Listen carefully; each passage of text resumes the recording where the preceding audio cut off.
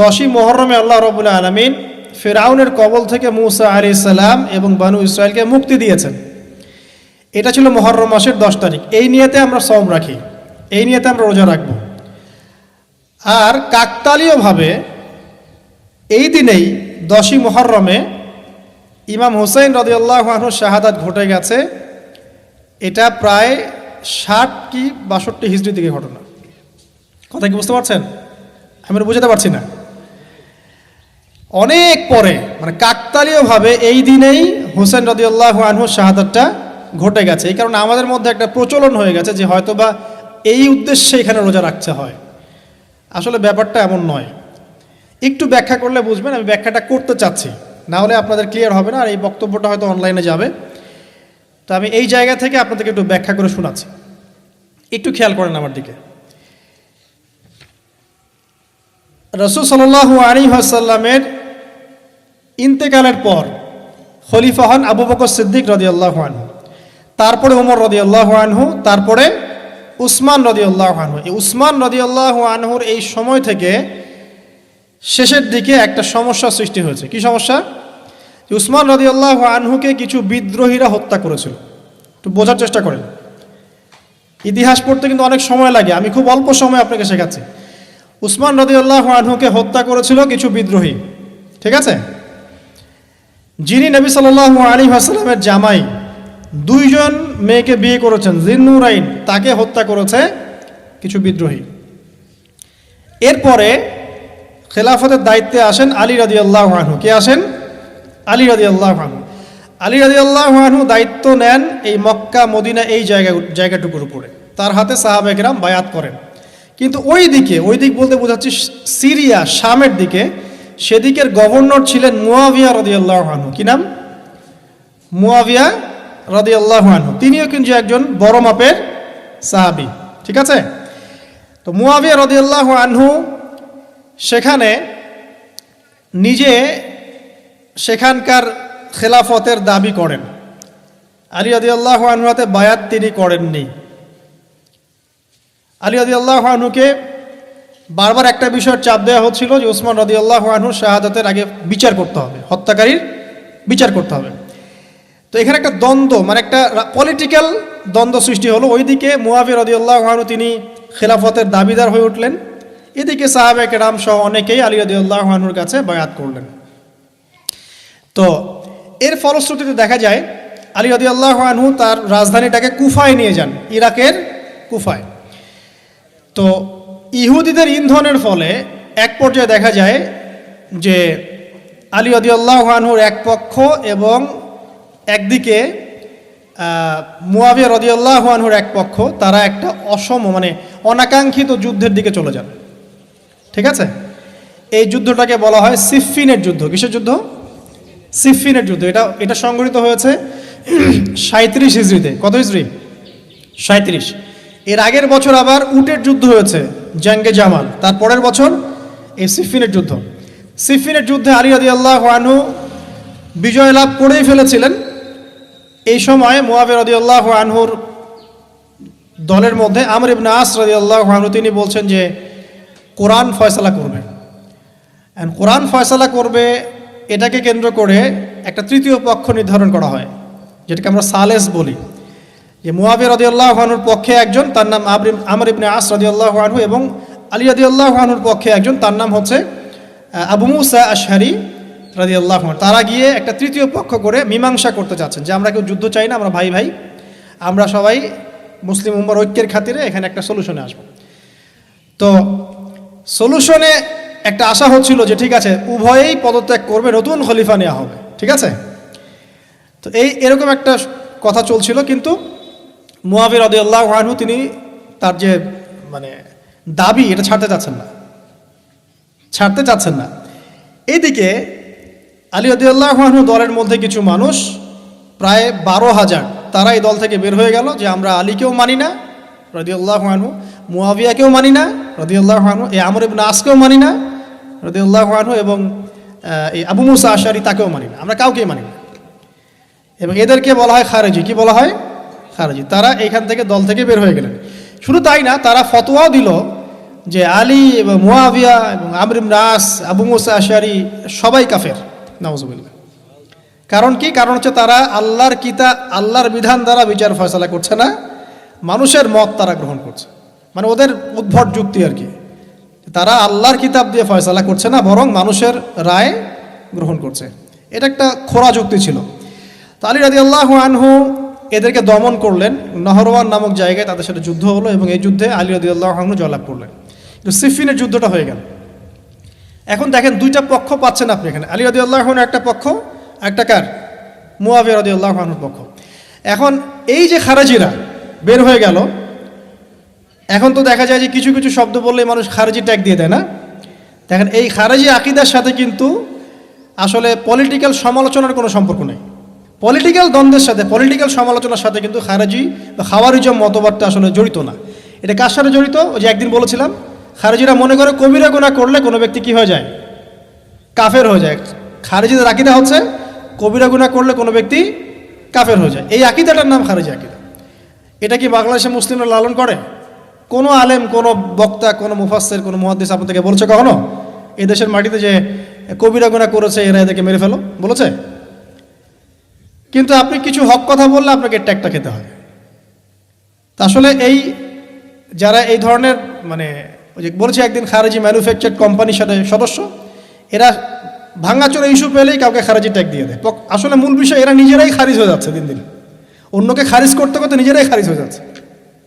এখানে দেখেন মুয়াবিয়া রাদিয়াল্লাহু আনহু এক পক্ষে, আলী রাদিয়াল্লাহু আনহু আরেক পক্ষে। ব্যাটেল, যুদ্ধ হয়ে গেল, সিফিনের যুদ্ধ হয়ে গেল, 3 দিন যুদ্ধ হয়েছে। ওই যুদ্ধে কি মানুষ মারা যায় নাই?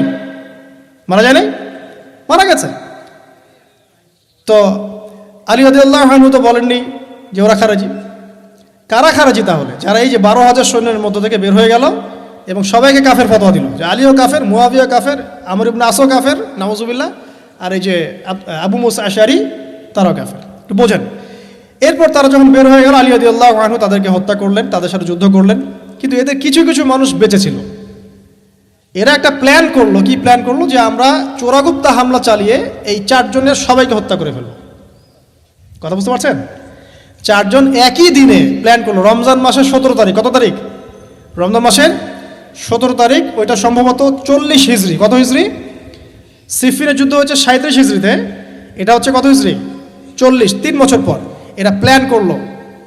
এখনকার ওই যে পশ্চিমা গোলকধাঁধায় পড়া কিছু মানুষ যারা কিছু জঙ্গি সংগঠনের নাম লেখা প্ল্যান করে যে হঠাৎ সুইসাইড বোম মারবো, আছে না? এরকম একটা প্ল্যান করলো যে আমরা প্ল্যান করলাম এই 4 জনকে আমরা একদিনে উড়িয়ে দেবো, মেরে দেবো। এবং সেই প্ল্যান মোতাবেক তারা কাজ করলো। কাজ করে ঘাপটি মেরে বসে থাকলো। আলী রাদিয়াল্লাহু আনহু ফজরের নামাজে যাচ্ছেন, আব্দুর রহমান বিন মুলজিম নামে এক ব্যক্তি আলী রাদিয়াল্লাহু আনহুকে পুরো তরোয়াল দিয়ে আঘাত করে হত্যা করে ফেলল। ইন্না লিল্লাহি ওয়া ইন্না ইলাইহি রাজিউন। কাকে হত্যা করলো? নবী সাল্লাল্লাহু আলাইহি ওয়াসাল্লামের মেয়ের জামাইকে। চিন্তা করতে পারেন? যিনি প্রতিটা যুদ্ধে নবী সাল্লাল্লাহু আলাইহি ওয়াসাল্লামের সাথে ছিলেন, তাকে বললো যে সে কাফের হয়ে গেছে। আর যে হত্যা করেছে আব্দুর রহমান বিন মুলজিম, সে হত্যা করার পরে আল্লাহ শুকরিয়া আদায় করেছে, নাউজুবিল্লাহ। সে বলেছিল যে আমি আল্লাহ শুকরিয়া আদায় করছি যে আল্লাহ আমার হাতে একজন পথভ্রষ্ট মানুষকে মারলেন, নাউজুবিল্লাহ। চিন্তা করতে পারেন? ওইদিকে মুয়াবিয়া রাদিয়াল্লাহু আনহুকে মারার প্ল্যান করা হয়েছে সিরিয়ায়। উনাকে আঘাত করা হয়েছে, কিন্তু আঘাতটা তার মানে শরীরের সেই জায়গায় লাগে নাই যেখানে লাগলে তিনি মারা যেতে পারতেন। তিনি আহত হয়েছেন, পরবর্তীতে চিকিৎসা করে সুস্থ হয়ে গেছেন। আর এদিকে আমর ইবনে আস এবং আব্দুর রহমান আবু মুসা আশআরী তাদের উপরে হামলা হয়েছে। আমর ইবনে আসের জায়গায় আরেকজন সাহাবী গিয়েছেন নামাজ পড়তে, তিনি ডেড। মানে তাদের উদ্দেশ্য সফল হয়েছে এই জায়গায় যে আলী রাদিয়াল্লাহু আনহুকে হত্যা করা হয়েছে। তো এখন আলী রাদিয়াল্লাহু আনহু যখন নিহত হয়ে গেলেন, তাহলে কে থাকলো এখন? মুয়াবিয়া রাদিয়াল্লাহু আনহু। আচ্ছা, আলী রাদিয়াল্লাহু আনহু চলে যাওয়ার পরে তার সন্তান হাসান রাদিয়াল্লাহু আনহু, কি নাম? হাসান রাদিয়াল্লাহু আনহুর হাতে সাহাবায়ে কেরামের অনেকেই বায়াত করলেন, মানে তাকে খেলাফতের দায়িত্ব দিলেন। তো এবং তিনিও কুফায় রাজধানী, এখানে তিনি আছেন এবং কুফাবাসী তাকে মানে প্রলুব্ধ করছে কিছু কিছু মানুষ যে আপনার উচিত মুয়াবিয়া রাদিয়াল্লাহু আনহুর সাথে যুদ্ধ করা, ঠিক আছে? কিন্তু হাসান রাদিয়াল্লাহু আনহু সেই কাজটা করলেন না। তিনি বলেন না, আমি মুসলিমদের মধ্যে দ্বন্দ্ব চাই না, বরং আল্লাহর নবী একটা ভবিষ্যৎবাণী করেছিলেন সাল্লাল্লাহু আলাইহি ওয়াসাল্লাম যে আমার এই নাতি হাসান মুসলিমদের বড় ফিতনার সমাধান করে দিবে। সুবহানাল্লাহ, কথা বুঝতে পারছেন? তো হাসান রাদিয়াল্লাহু আনহু তখন কি করলেন? নিজে তার যে এই যে দায়িত্ব, খেলাফতের দায়িত্ব, তিনি মুয়াবিয়া রাদিয়াল্লাহু আনহুর হাতে ছেড়ে দিলেন। সুবহানাল্লাহ। তিনি নিজে পদত্যাগ করলেন। ঠিক আছে, আমার ক্ষমতার দরকার নাই, মুসলিমরা আপোষে মারামারি কাটাকাটি থেকে রক্ষা পাক।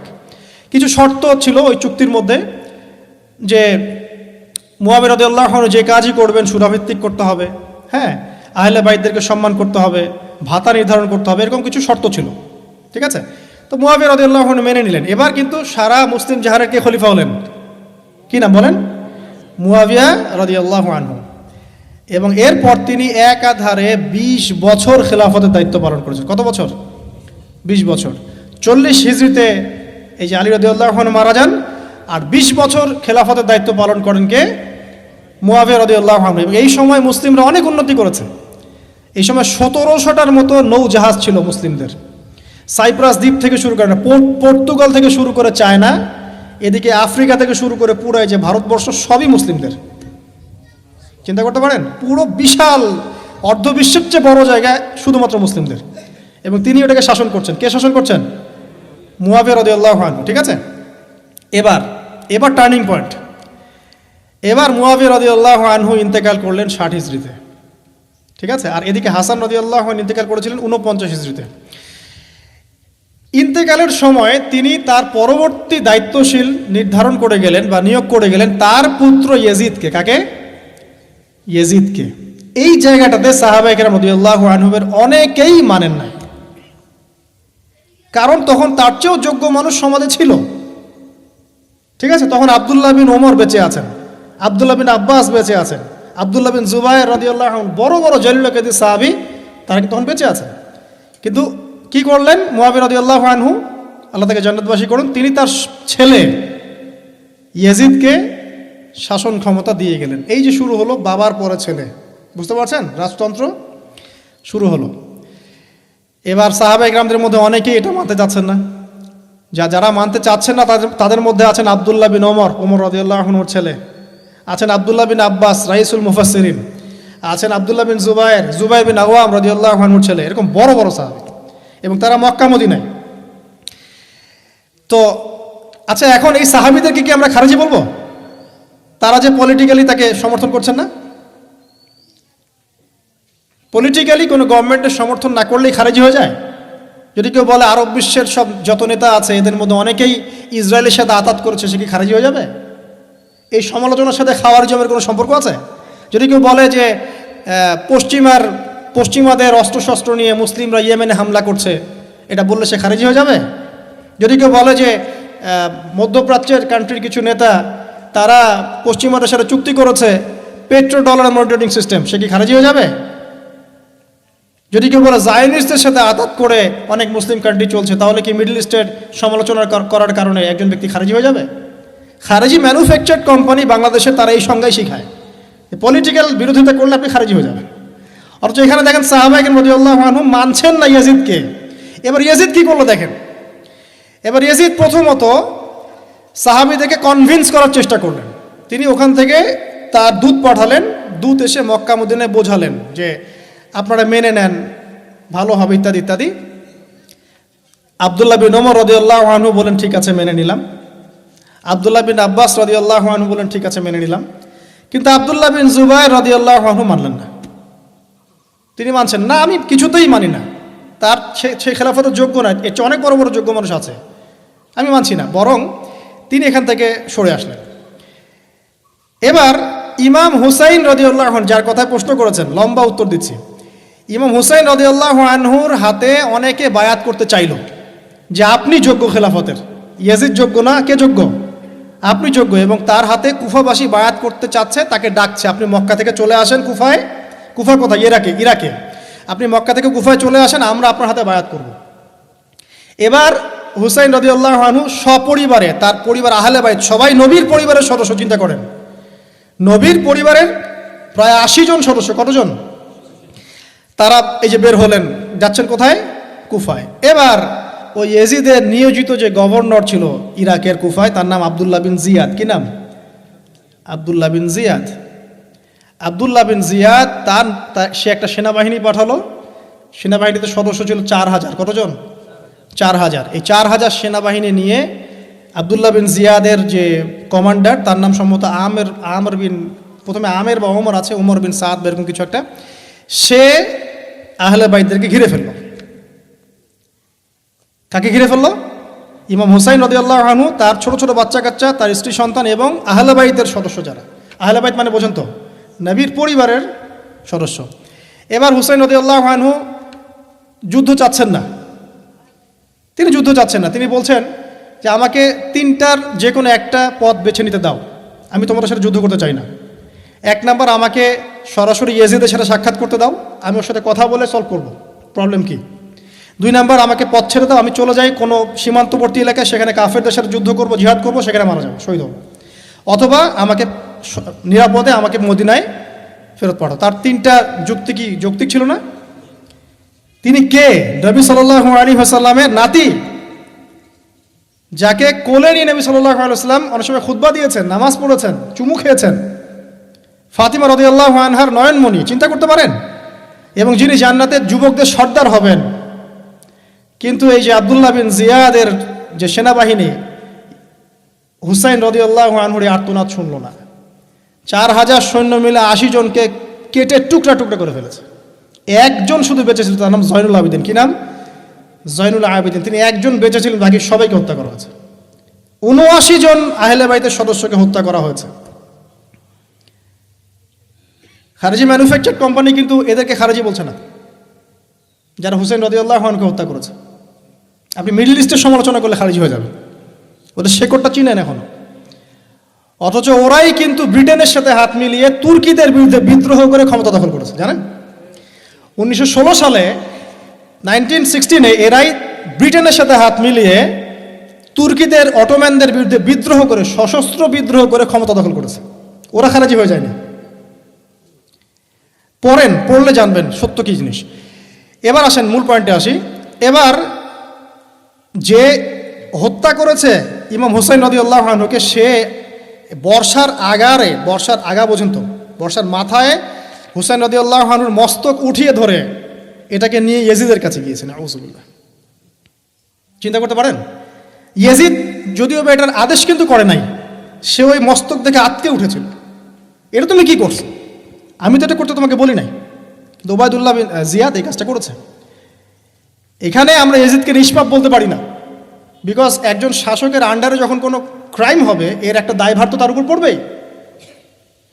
যদি এটা মেনে নেই যে সেখানে টেকনোলজি ছিল না, অনেক দূরের পথ, খবর পাওয়া যায় নাই, সেটা অন্য ইস্যু হতে পারে। কিন্তু পরের ঘটনাগুলো আমাদেরকে অন্যদিকে নিয়ে যাবে।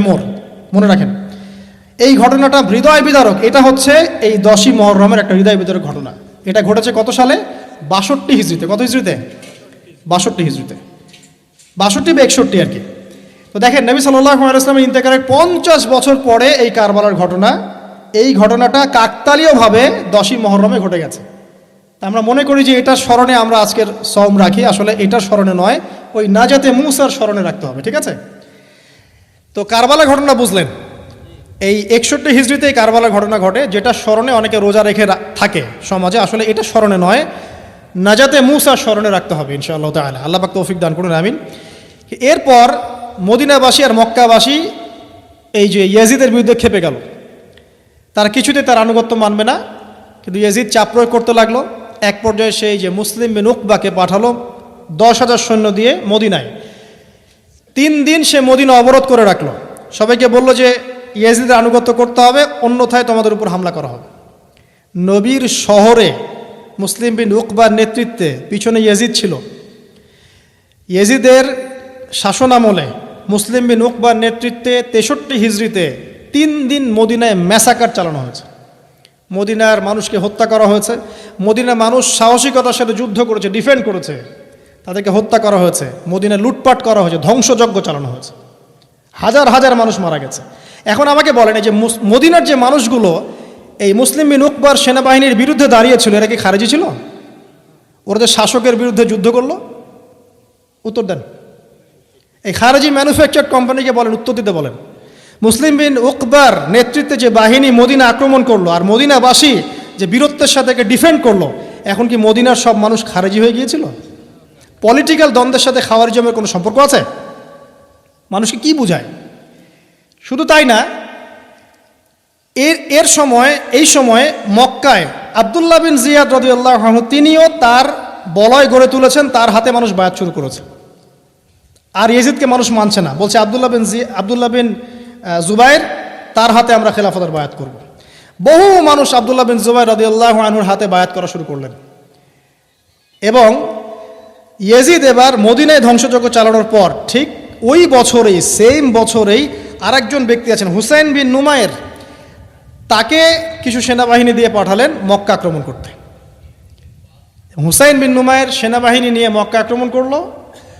মক্কার কাবা ঘরের গিলাফে হামলা করা হয়েছে, মিনজানিক ছোড়া হয়েছে। তো মদিনায় হামলা চালানোর পর একই বছর ওই 63 হিজরিতেই, আর মদিনায় হামলার যে যুদ্ধটার নাম একটা আছে, এটা বলে দিই যে মদিনায় যে ইয়াজিদের নেতৃত্বে মুসলিম বিন উকবা হামলা চালিয়েছিল, যখন মদিনাবাসী এটাকে ডিফেন্ড করেছে এবং মদিনা মানুষ মারা গেছে, অনেক শহীদ হয়েছেন, এই যুদ্ধের নাম হচ্ছে হাররার যুদ্ধ। কিসের যুদ্ধ? হাররার যুদ্ধ। ওই বছরেই ইয়াজিদের নেতৃত্বে আবারও মক্কায় আক্রমণ করা হয়েছে, যেখানে আব্দুল্লাহ বিন জুবাইর রাদিয়াল্লাহু আনহু তিনি খেলাফতের দায়িত্ব বায়াত গ্রহণ করছেন। সেখানেও মিনজানিক চালানো হয়েছে, হামলা চালানো হয়েছে। মক্কার কাবা ঘরের দেয়ালে পর্যন্ত মিনজানিকের গোলা লেগেছিল, মানুষ জানেই না কাবা ঘরে হামলা হয়েছে। তো আমরা পলিটিক্যালি এই ঘটনাগুলো সমালোচনা করতে পারি। হুসাইন রাদিয়াল্লাহু আনহুর হত্যাকাণ্ড কোনো সাধারণ ঘটনা ছিল না, হাররার যুদ্ধ কোনো সাধারণ ঘটনা ছিল না, আব্দুল্লাহ বিন জুবাইর রাদিয়াল্লাহু আনহুকে মক্কায় আক্রমণ করা কোনো সাধারণ ঘটনা ছিল না। এরপরে আব্দুল মালিক বিন মারওয়ান যখন ক্ষমতায় আসেন, তার প্রায় 10 বছরের পরেই, তখন হাজ্জাজ বিন ইউসুফের নেতৃত্বে আবারও এই মক্কায় হামলা হয়েছে। এর নাম শুনেছেন? হাজ্জাজ বিন ইউসুফ। এবার এই হামলাতে আব্দুল্লাহ বিন জুবাইর রাদিয়াল্লাহু আনহু এবং তার অনুসারীদেরকে সবাইকে শহীদ করা হয়েছে। হাজ্জাজ বিন ইউসুফের প্রতিরোধ করার সময় আব্দুল্লাহ বিন জুবাইর এবং তার সাহাবাই, তার সঙ্গী সাথী, তারা কি খারেজি ছিলেন? আব্দুল্লাহ বিন জুবাইর রাদিয়াল্লাহু আনহুকে হত্যা করে রৌদ্রের মধ্যে তার লাশটা ঝুলিয়ে রাখা হয়েছে। আব্দুল্লাহ বিন জুবাইর কি আপনাকে বলি? আব্দুল্লাহ বিন জুবাইর রাদিয়াল্লাহু আনহু জুবাইর বিন আওয়াম রাদিয়াল্লাহু আনহুর ছেলে। জুবাইর বিন আওয়াম কি আপনাকে বলি? জুবাইর বিন আওয়াম হচ্ছেন জান্নাতের 10 জন সার্টিফিকেট প্রাপ্ত সাহাবীর একজন। আব্দুল্লাহ বিন জুবাইর আসমা বিনতে আবু বকর রাদিয়াল্লাহু আনহুর সন্তান। আসমা বিনতে আবু বকর কি আপনাকে জানাই? আসমা বিনতে আবু বকর হচ্ছেন আবু বকর সিদ্দিক রাদিয়াল্লাহু আনহুর মেয়ে। জুবাইর বিন আওয়াম এবং আসমা বিন আবু বকর রাদিয়াল্লাহু আনহু, তাদের সন্তান হচ্ছেন আব্দুল্লাহ বিন জুবাইর রাদিয়াল্লাহু আনহু, যাকে এভাবে হাজ্জাজ বিন ইউসুফের সময় হত্যা করা হয়েছে মক্কায়। এই যে ঘটনাগুলো আপনারা শুনুন। এরপরে যদিও বা পরিস্থিতি ঠান্ডা হয়ে যায় আস্তে আস্তে, এবং আব্দুল মালিক বিন মারওয়ানের সময় তিনিও প্রায় 20 বা 22 বছর ক্ষমতা কাটান, এবং ওই সময় মুসলিমরা এই যে সিন্ধু প্রদেশ জয়, ওইদিকে তারেক বিন জিয়াদের স্পেন জয়, এদিকে আপনার এই যে আমাদের ভারতবর্ষ জয়, এগুলো ওই সময় ঘটেছে। ঠিক আছে, ওইদিকে আমরা যাচ্ছি না। মূল যে জায়গাটা আপনাদেরকে আজকে বলতে চাচ্ছি সেটা হলো এই যে প্রথমত কারবালার বিয়োগান্তক ঘটনার সাথে এই 10ই মুহররমের সওমের কোনো সম্পর্ক নাই। এটা না যাতে মুসার সাথে সম্পৃক্ত, তবে এই হিস্ট্রিটা আপনার জানা থাকা উচিত, কিভাবে আবু বকর সিদ্দিক রাদিয়াল্লাহু আনহু থেকে এই আব্দুল্লাহ বিন জুবাইর রাদিয়াল্লাহু আনহু শাহাদাত পর্যন্ত ঘটনাগুলো ঘটলো। আল্লাহ পাক আমাদের সবাইকে ঘটনাগুলো থেকে শিক্ষা নেওয়ার তৌফিক দান করুন। মূল বিষয়টা হচ্ছে এখানে পলিটিক্যাল বিরোধিতা একটা জিনিস, খারেজি আকীদা টোটালি ডিফারেন্ট জিনিস। আর অনেক পলিটিক্যাল দ্বন্দ্ব পেরিয়ে মুসলিম ইতিহাস, ইসলামের ইতিহাস আজকে এই পর্যন্ত পৌঁছেছে।